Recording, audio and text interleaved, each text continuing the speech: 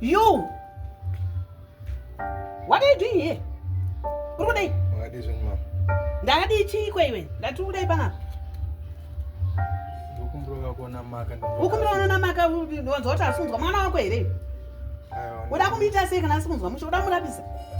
I don't go no that say. You don't remember to pay my problems. Man, this problems. Why are you here? I told you I don't want to see you here. Mama, I don't want to see you.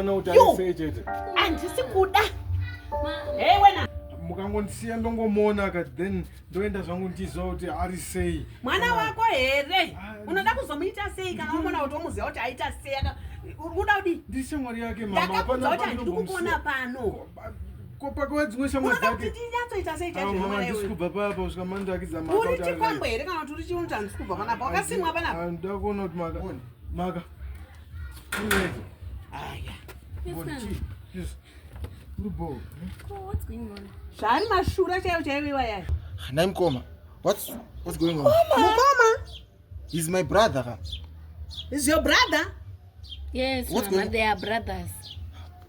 You want to resort to my brothers? Yes, nanjijisiwa. Maka yunyu kuti ngoni wasn't. Sorry, ndisera kukukanganisa. I had no option. Mama maigara mchipopota. Mazai esano zongo chechenywa wazia. Mazai anozongo chechenywa. Naim Koma. Mati. Zvinhu zvese chokati chozongobuda pachena. And you didn't even dare kunduudza inini.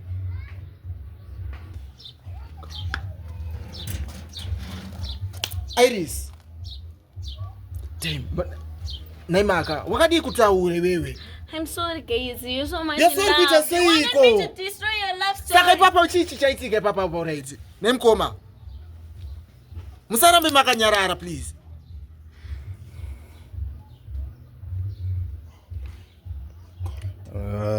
That's a long time, and Saka. Ndakumboenda. Mkoma, so you knew this all along? Maka? Dwe, munonoti indisada kukuudza because you guys were so much in love, so I didn't want to destroy your love story. Sorry.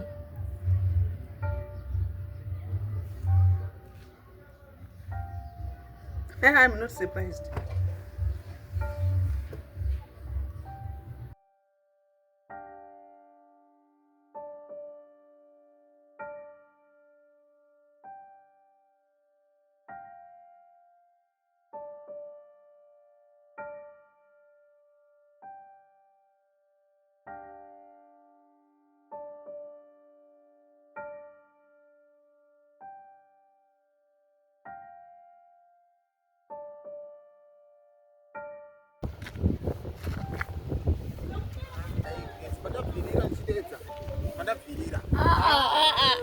My bum nini. My husband up here. Sorry kana mboshinzwa nekuda kwemhepo iyi. Sorry kana. Lafti phone ka WhatsApp. Njoro nangoni. Nangoni. Efeso yenyu. Asi mimi imunovhara vanhu mimi. Fara vanhu ndisi. Chichi nonazoitika nangoni mimi muri tu nangoni mune kamuka kuti bhaiza soka kuda kushona kunge mafuza here kana kuti chii but nina ndona kunge munodanana. Chimbotaura iko. Puma Satan. Anoda nangoni.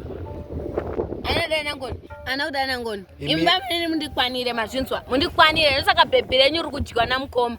venyu futhi. Muti chiko. Nothing. Bamnini. Mbomira. Mutaura nezvei?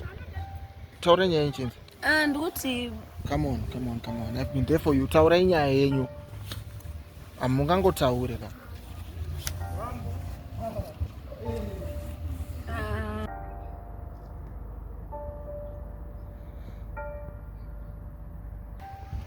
ndo zvakaitika bamnini. Ndakatomboedza kutaurawo nangoni wacho, ndikatomboedza kutaura futi naIris wacho, but hapana akatombondinzwa mufunge.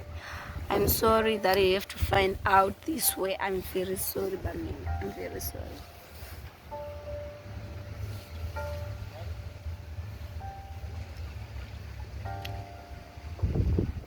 Sorry bamnini.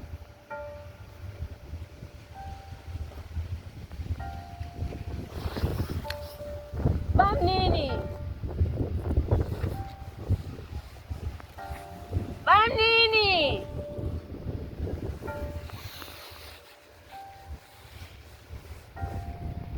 Mhino yangu nocho ndesinganzwa.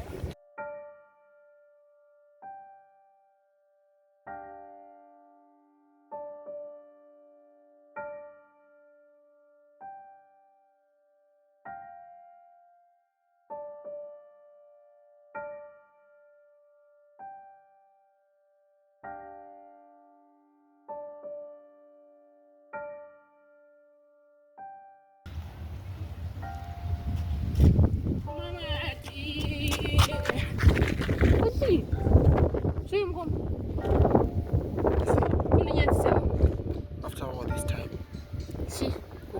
you're my sister. Wanzo. And all along,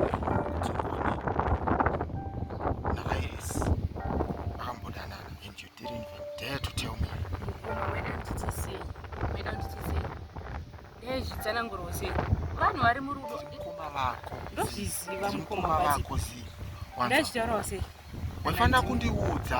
Wefana kundiudza wanzwa.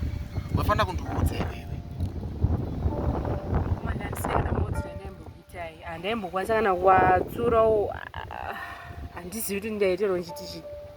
From nowhere ndongotanga kungokuudzai zvaizokukanganisai mise muricho. Kana Iris wacho kuti See, on top of that, kunzwa iri. Musikana wangu inini akauya panapa. Kunzwa mukagara naye. Andina kana fungo yawakambofona iwewe sehanzvadzi yangu inini.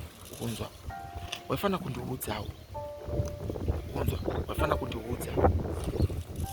Ndoti ndine hama and mukundidaiso. Mukoma mati pakakanganisika ipapo. I'm sorry ndikusabudza. Sorry yako yakaperera kuhondo.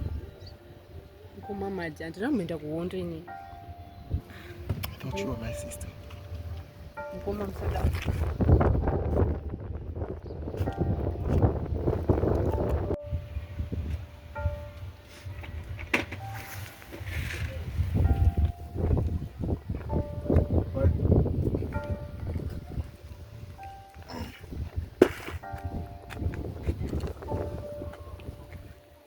Are you okay?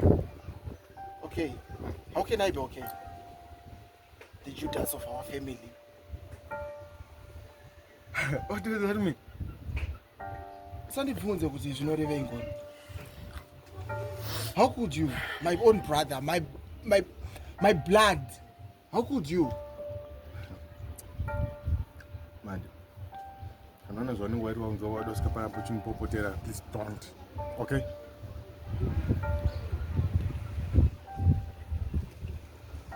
Kuna ndikufarire. Wanzwa, andikufarire ngoni, andikude.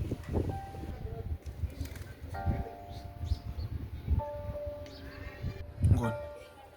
Why? Why what? What wrong have I done you, Ngoni? Huh? Why did you sleep with Iris?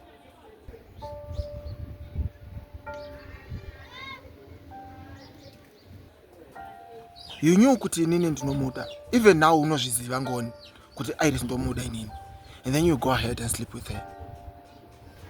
Utomtora kubva kumba kwavo uko. Kubva kumba kwavo ngoni kuuya panapa. Mumba. And then I thought I had a brother. Chichakadaro. Hauna moyo. You're heartless. Wanzwa. And I hate you.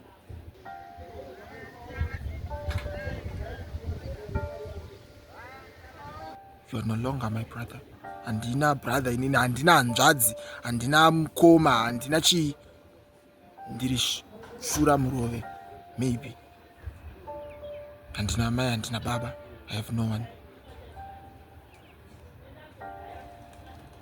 I knew kuti maybe, I thought kuti maybe, since uripo iwewe, tinogona kutogadzira family, inotoenda kumberi, takabatana sema brothers.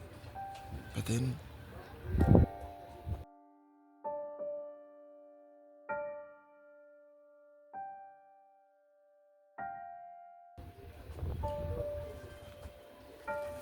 ndikufarire ngoni.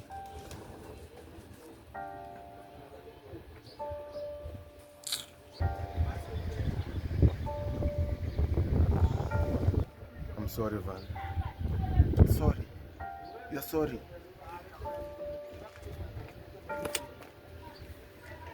Oh.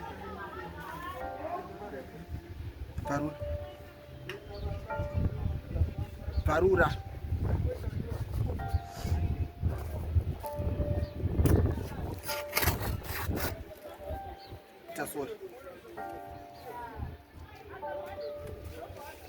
Ita sorry ngoni. Sorry. Radzokera zvakanaka izvo.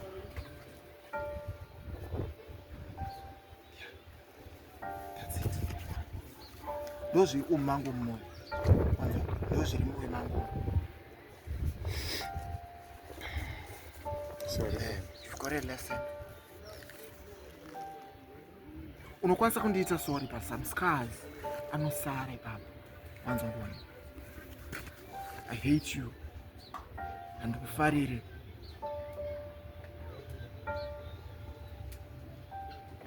After everything, after all this, Ngoni, after everything, I've called you my brother. Ukunzwa, my blood. And then you betray me. The Judas of our family. Great descendant, ya Iscariot. Mutengesi.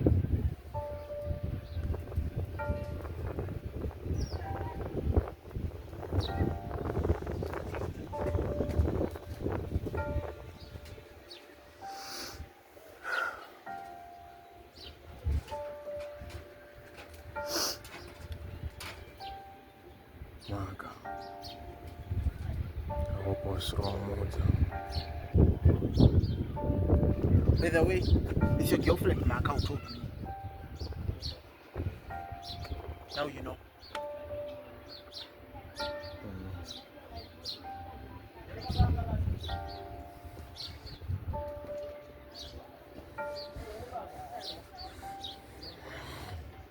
Makanaka.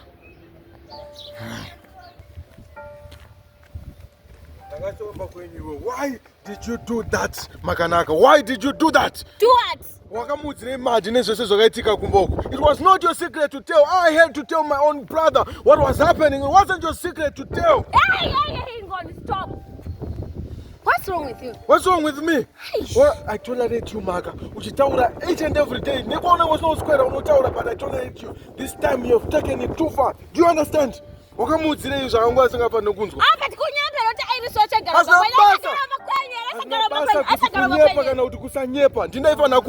a plan. He's my brother. He's not your family. He's a strong man. You have ruined everything for me. You have ruined everything for him because of your mouth.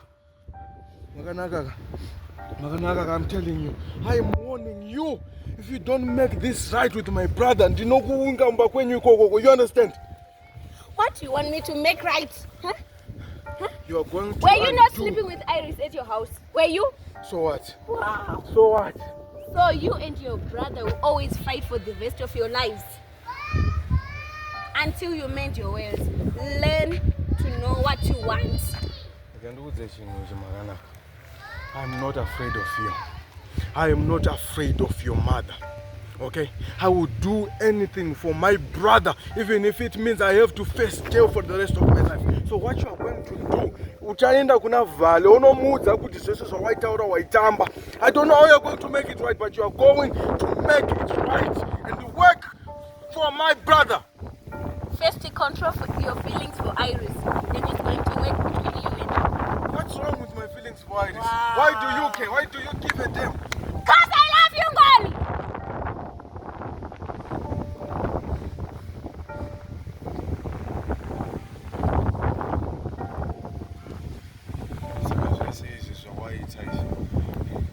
It's just so because you could get me. Okay, fine. Because ndatora ndikunetsana nebrother yangu because of Iris. Now look, you ndo wakunonetsana na Iris because of me. I will not let anyone or anything come between me and my brother, especially not a pregnant little.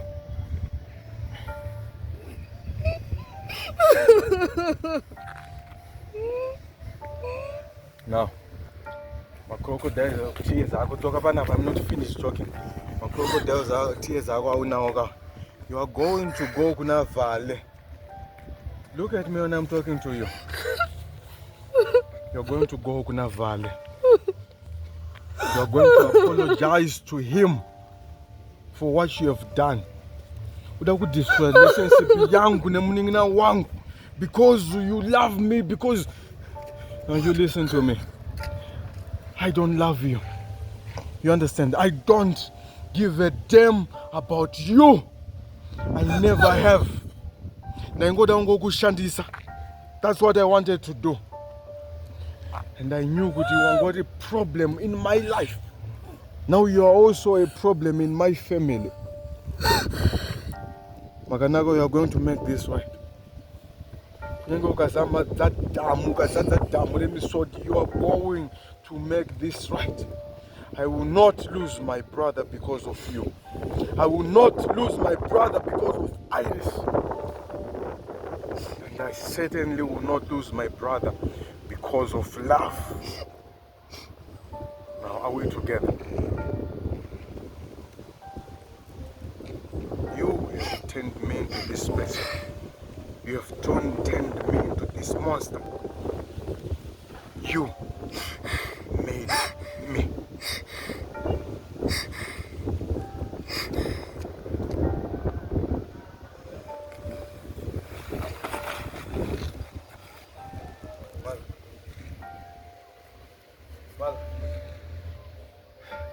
Maga.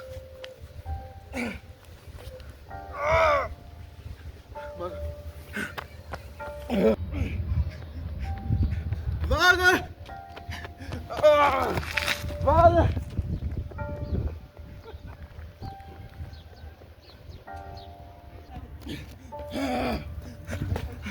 Vale! Vale! Maga. Maga, listen to me, baby. Listen to me. You need to wake up. Vale! Maga, wake up, baby. Wake up. Maga. Maga. I'm going to my juice. Maga. Vale! Maga. Maga. I'm sorry, okay? I'm sorry. I'm so sorry. Wake up. Maga. Maga. Listen to me, baby. Listen to me. You need to wake up. Maga. I'm sorry, okay? I'm so sorry. I'm so sorry. I'm sorry. You need to wake up. Vale! Wake up. I'm sorry, okay? I didn't mean it. Maga. Maga. Vale! Maga. Maga. You found some money.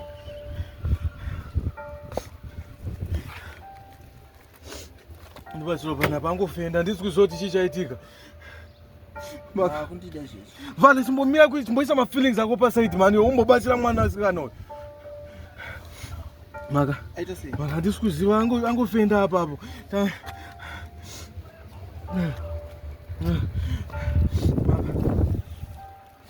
Neuchere mvura pamugodhi apa.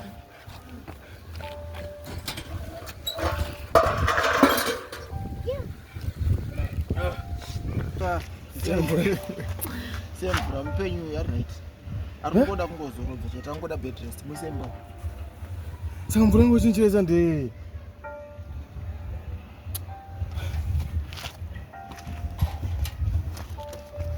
Maka.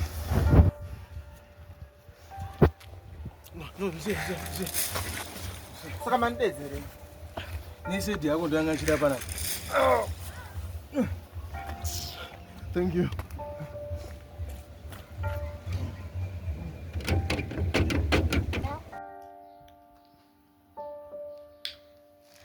Bamnene, I'm sorry about what happened earlier.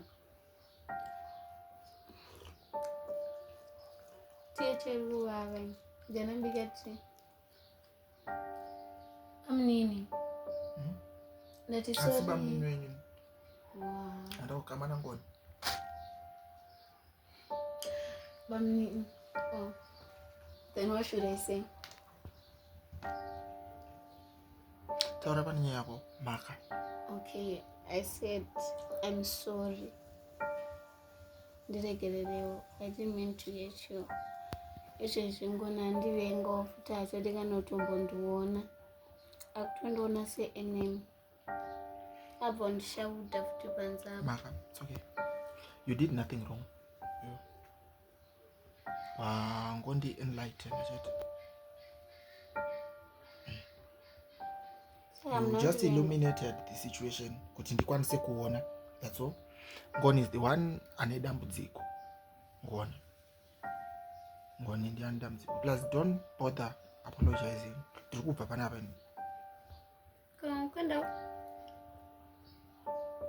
Handina hama. Saka menu nchangoendawo. Unotangire koko kwanenda inewo. Don't say kuti hamuna hama Bamnene. Hama munadzo. Dzipi? Zinia nyu? Haana kundonza anything. Mama, probably she knew. Futi. Anofana vaiziva. She told me nothing. And Ngoni, the main actor.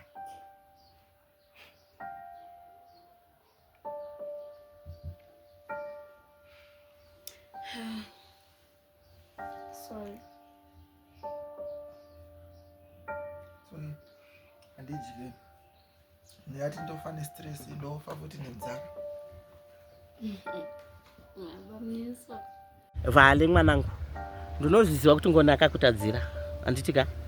Akakutadzira Ngoni aisaziva kuti iwewe urichi musikana wako ndi Iris. Anditika. Saka nokudaro uri mwana wangu hamungapesani nekuda kweshe kwemusikana uyu. Anditika. Ndinoda kuti murambe muchingowirirana sekuwirirana kwamagara muchiita kuti mupesaniswe nemusikana. Vanangu. Ndofanira kuti murambe Aizviziva mama. Aizviziva Ngoni kuti musikana wangu Iris wacho. Anogona kunge aisaiziva. He knew kuti Iris musikana wangu inini. Imimi apa you are taking sides. Kutoenda kuside raNgoni. Kwete handisi kuenda kuside raNgoni. Mwanangu handisi kuenda kuside Vale. Dai wandinzwa handisi kuenda kuside raNgoni. Asi kuti ini ndinongotaura samai divi rangu handina randakarerekera. Kuti ndiri kurerekera kwauri kana kuti kuna Ngoni. Asi kuti ndinongotaurawo kuti imimi muri vana vamwe chete. Kuti murambe makangokakavadzana nekuda kwemusikana kwomunhu wani. Amuzoona kuti azviite. Auzvione here iwe Vale kuti azviite mwanangu. Mama. Vakawanda vanhu kunzwa kumukunzwa. Vari kuwirairana vakadzi. Mukunzwa. Mototenda kuti Ngoni handina kumubaya nebanga kana kumutema nedemo. Manzwa. Mototenda izvozvo. Handina brother inonzi Ngoni. Ngoni handimuzive mulife mangu. Haumuzive? Ngoni ndiani? Chii chinonzi Ngoni? Haumuzive nokuda kwemusikana here? Kutadza nei? Nokuda kwemusikana chete. Mama, Ngoni knew kuti Iris is my girlfriend. Mukunzwa. All along ndaitaura naye Ngoni ndichimuudza mukoma ndine musikana wangu akadai mukunzwa nekuti apa ndabuda andipo just for 3 days dzandabuda idzodzo Ngoni akutotora musikana wangu akumuisa pamba mukunzwa ndizvozvo and you expect me kuti ndimuregerere pazvinhu zvakadai saka iye kana akukumbira ruregerero sei iwe uchiramba ruregerero rwake handi magara munongokumbirana ruregerero ndakanzwa kudaro wani aitaura wani kuti ndakakumbira ruregerero pamwe aingondivharawo pamwe aindivhara handiti saka inini chandiri kuda manje ndechekuti chii imi pachenyu muwirirane zvemusikana uyu siyanai nazvo siyanai nezvemusikana hazvina kana basa aiwa wirirana naNgoni mwanangu vari ukawirirana naNgoni munofadza inini handitika baba wenyu kufa kwawakaita wakakusiyai wachiti muzochengeta inini pamwe chete naZinia ndizvoka munokwanisa kuchengeta Zinia here vhali imi pachenyu makavatirana matemo nokuda kwemusikana chete munozokwanisa here kuchengeta Zinia pindura mwanangu usandinyararira munokwanisa mama Zinia wacho aizviziva mukunzwa everyone pampana panyu kuti Iris musikana wangu ende mese makasiya Ngoni achitora musikana wangu achiuya naye panapa ndizvo hazvo mwanangu asi munongoziva zvazvinoita iye ari kutaura kuti iye aisaziva nyaya iyi aisaziva nyaya iyi akukunyeperai munatsogara pasi nemwana wenyu akuudzei alright mwanangu kana aindinyepera ndizvozvo